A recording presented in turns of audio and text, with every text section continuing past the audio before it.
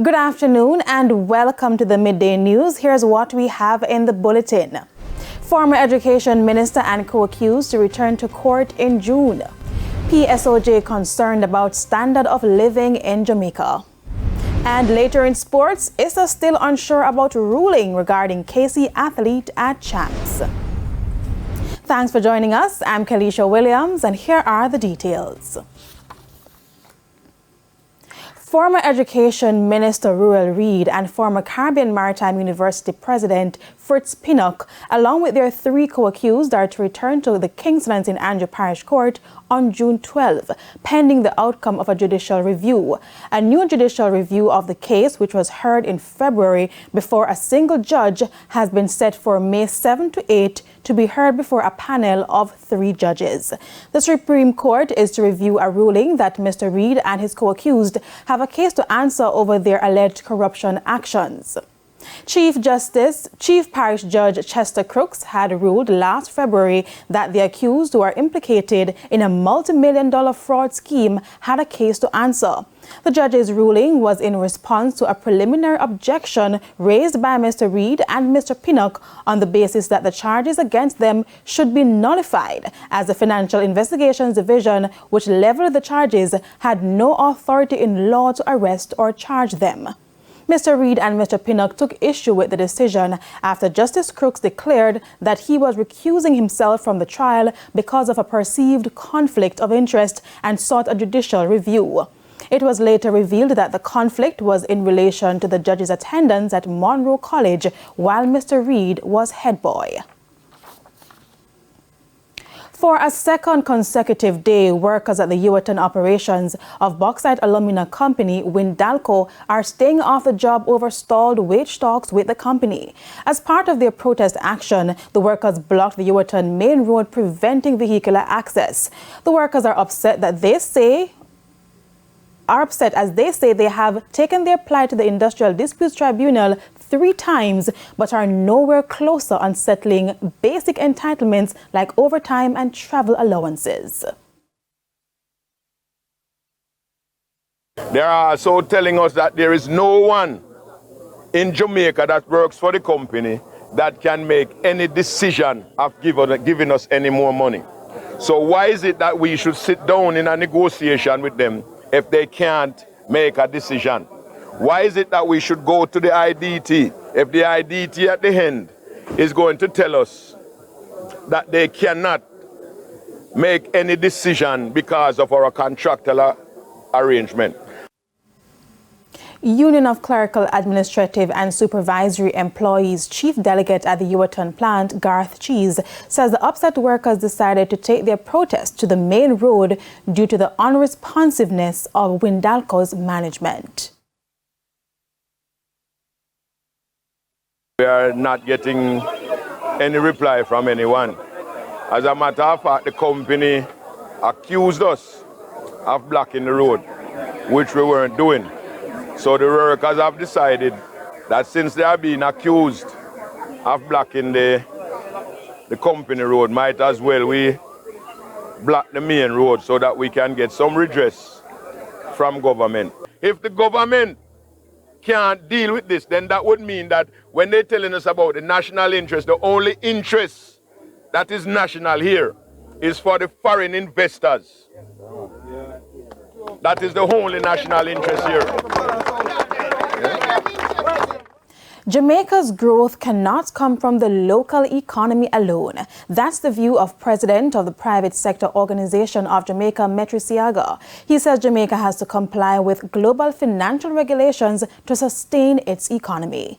Concern has heightened locally regarding the standard of living of Jamaicans. It comes as cases of financial terrorism and money laundering continue to grip the society. The illicit activities jeopardize the country's future with international business. But President of the Private Sector Organization of Jamaica, PSOJ, Metriciaga, believes that there has to be some international help to have any sustainable growth in the economy. Last week, Minister of Foreign Affairs, Senator Kamina Johnson-Smith, during the debate in the Senate on the Companies Amendment Act 2023, said the act addresses 3 of the 4 outstanding steps agreed in Jamaica's action plan with the Financial Action Task Force for the Anti-Money Laundering and Combating the Financing of Terrorism framework. Mr. Siaga says business has to be done with other countries that use the task force's ratings as a benchmark to determine if they do business with a country or not. He is adamant that the country cannot rely on doing business within the confines of the island and expect the economy to grow. If we don't build a good platform, a good base from which we can do business, we can't do business internationally. And listen, I think it's important to note that the Minister of Industry, Investment and Commerce keeps saying it, and I agree with him 100%. We can't do business with the 3 million people that are here and expect, and there are 3 million relatively poor people, we cannot expect to grow our economy with that. We have to spread our wings and look outside. The PSOJ president maintains that it is the achievement of economic growth through business with international partners that will in turn improve the standard of living. Until we do that, we can't grow our economy. And if we don't grow our economy, we can't pay our nurses better, we can't pay our teachers better, we can't get more police in the system and pay them better. So without these things, without growing our economy, we are not going to be a wealthy country, which is what we need to be. Al Shane Burke reporting for TVJ News. It's time for a big break. Stay with us. More stories when we come back. Welcome back to the Midday News, and thanks for staying with us. Continuing the news now, the Caribbean Policy Research Institute, Capri, is calling for a revision of the Program of Advancement through Health and Education PATH. Speaking on TVJ's Smile Jamaica this morning, Executive Director of Capri, Dr. Damien King, says this is to better serve Jamaicans below the poverty line. Shamela Pullen has that story. Thousands of Jamaicans currently benefit from the Program of Advancement through Health and Education PATH. This is administered by the Ministry of Labour and Social Security. But research done by the Caribbean Policy Research Institute, Capri, some 2 years ago revealed that many of the existing programs through PATH are not effective.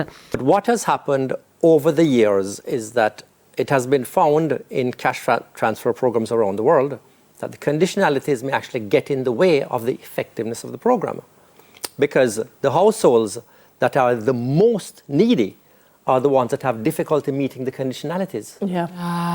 So you end up really getting in the way of the effectiveness of the program. And many international studies have found that if you take away the conditionalities, the programs work better. This study also points to the ineffectiveness of the National Health Fund as a social intervention policy. 90% of the beneficiaries from the NHF are not below the poverty line. This is one of the most important elements to consider in determining what is the most effective way to carry out social welfare. It's called targeting. What percentage of the beneficiaries are the ones that are below the poverty line? So NHF, only 10% of the expenditure goes to those below the poverty line. It's even worse for the NHT. Whereas because of the proxy means test, a high 90-odd% of those on the PATH program are actually below the poverty line, are actually the neediest. And Dr. King says if poverty alleviation is the objective, then the target should be those in poverty. He says this is a critical area in public policy that must be addressed. The wastage of human resources. You know, people who are potentially just brilliant, you know, inventors, discoverers, scientists, entrepreneurs, who, because of disadvantages early in life, because they don't have proper circumstances at their home that allow for mental and intellectual development. Correct. The entire economy never gets the benefit of that potential being realized. Shamela Pullen, TVJ News. Two brothers are the latest road fatalities after a motor vehicle crashed along the Richpen Main Road in St. Elizabeth yesterday. The deceased have been identified as 24-year-old Mark Lewis and 19-year-old Shane Lewis of Brooklyn District in Mountainside in the parish. About 4 o'clock yesterday, the men were traveling on a motorbike from Mountainside heading towards Watchwell when they collided with a blue Toyota Hiace bus. They sustained injuries and were subsequently rushed to the Black River Hospital, where both later died. The driver of the bus escaped injuries. 3 weeks after a fallen tree damaged his house during heavy rains in St. Mary, a desperate father is seeking the public's help to repair the structure so he can reunite with his children. Sandy Williams reports. It has been weeks and Orville Fraser is yet to enjoy a weekend with his children because he has nowhere to accommodate them. His house, which is located in Harmony Hall, Highgate in St. Mary, was extensively damaged by a falling tree during heavy rains about 3 weeks ago. In the rainfall, I come down by my house and I just changed off my shoes and put on my slippers and I went up back the road. And after that now, I hear a girl come and tell me that a tree dropped in my house. So when I come down here and I look, a mango tree was above the house. It was dry. And it fall down after the rainfall. And I'm telling you, where the tree dropped in the bed is where I would lie down. What used to be Mr. Fraser's home now looks like this.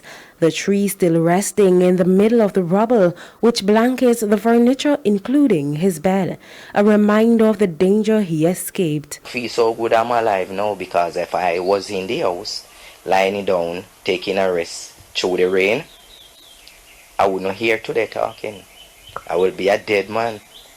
You understand? So I have my youth them around me, and because the incident of this now, they have to go and stay with their mom. The father of two is uneasy because after almost a month, he's unable to repair his home.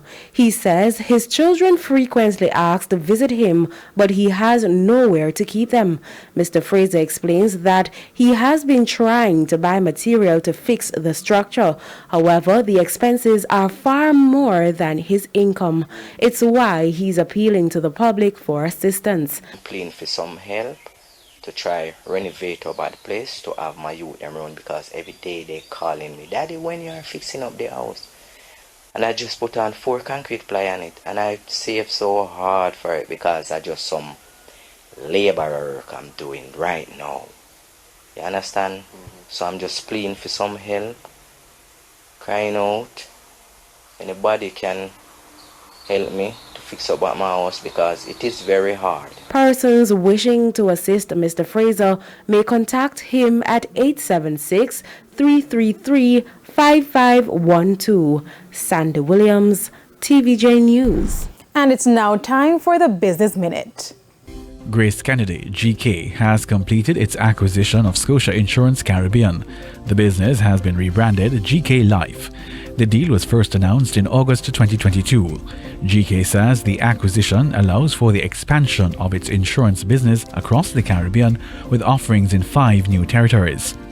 GK's Group CEO Don Webby says there will be no changes to existing customer policies associated with the acquisition. With GK Life now operating in 12 markets, Mr. Webby confirmed that the Mergers and Acquisitions Unit is in discussions regarding more transactions locally and internationally. Richard Branson's Virgin Orbit rocket company has filed for bankruptcy. Last week, the satellite launch company announced it was laying off hundreds of employees because its money dried up. Virgin Orbit has been struggling since a high-profile rocket failure in January. The company attempted to launch its first rocket from England, but it never reached orbit and 9 satellites were lost. Virgin Orbit's chief executive told The Times it is looking to sell the company. According to the bankruptcy filing, the company has about $243 million in assets and $153 million in debts. And that's it for the Business Minute. I'm Hal Shaneberg. Here's Sandy Williams with the top regional and international stories. In regional news, a Cuban exile who served 28 years in prison in Cuba after attempting an armed incursion into the country from Miami in 1994 was freed this week. Real Suarez, 55, was just 26 when he disembarked with 6 other Cuban exiles in central Cuba with plans to foster an insurgency and fight Fidel Castro in the Escambray Mountains. The men were quickly arrested on October 15, 1994. On the international scene, NATO is set to welcome Finland as its 31st member on Tuesday, marking a major shift in the security landscape in northeastern Europe that adds some 1,300 kilometers to the alliance's frontier. And that means, of course, that now participate fully as a member in all NATO meetings, activities, military structures, command structure, and all parts of NATO civilian and military structures. But of course, most importantly, is that by becoming a member, Finland will get an ironclad security guarantee. Article 5, our collective defense clause, one for all for one, will now from today apply for Finland. And those were the top regional and international stories. I'm Sandy Williams. We now head to a quick break. When we come back, we'll have your midday sports report. Jermaine Brown is here on standby.